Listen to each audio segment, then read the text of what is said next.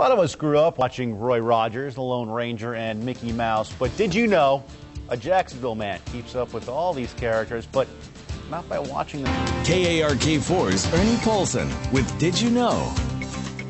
If you grew up in the 30s, 40s, or even 50s, there's a good chance you had one of these 6 strings wrapped around your neck a time or two. Well, did you know there's a local music store that has quite a collection of the guitar genre geometry made famous.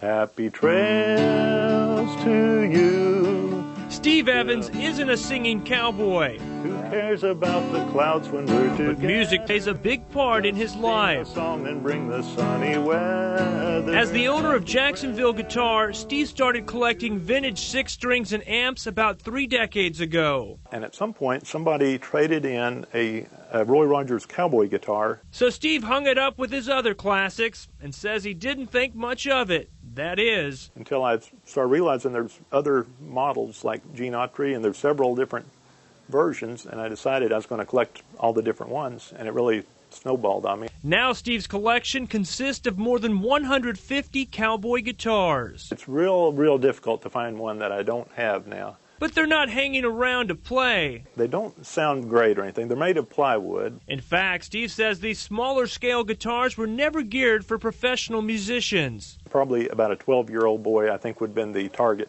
market for those when they were made. And according to Steve, from the 1930s through the 50s, these guitars were quite the craze. There was just a whole string of cowboys and cowboy movie stars. So that was the big thing for the kids back then. Stars like Gene Autry, Roy Rogers, Buck Jones, Jerry the Yodeling Cowboy Smith, even Louise Massey, the singing cowgirl, had her own guitar.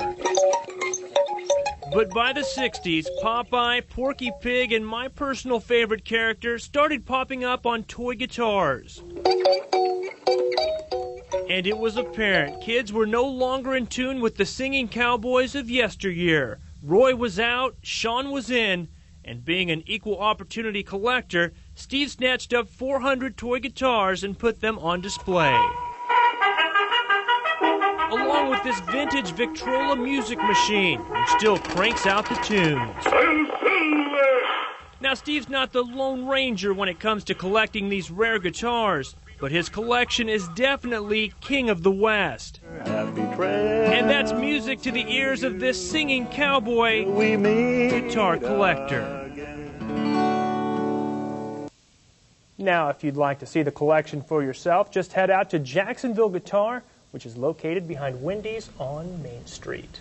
That is a pretty cool collection. That guy is something else, and he actually wrote this book, Cowboy Guitars, and anything... So that's his collection. I was just thumbing through that. Anything you want to know about cowboy guitars, in there. Like, say, for instance, if you wanted to know if Frank Stallone was a collector of guitars. You'd look in there and you'd find his picture. And Frank Stallone is in there. Here's a little trivia for you. Which contemporary musician collects cowboy guitars? Melissa Etheridge.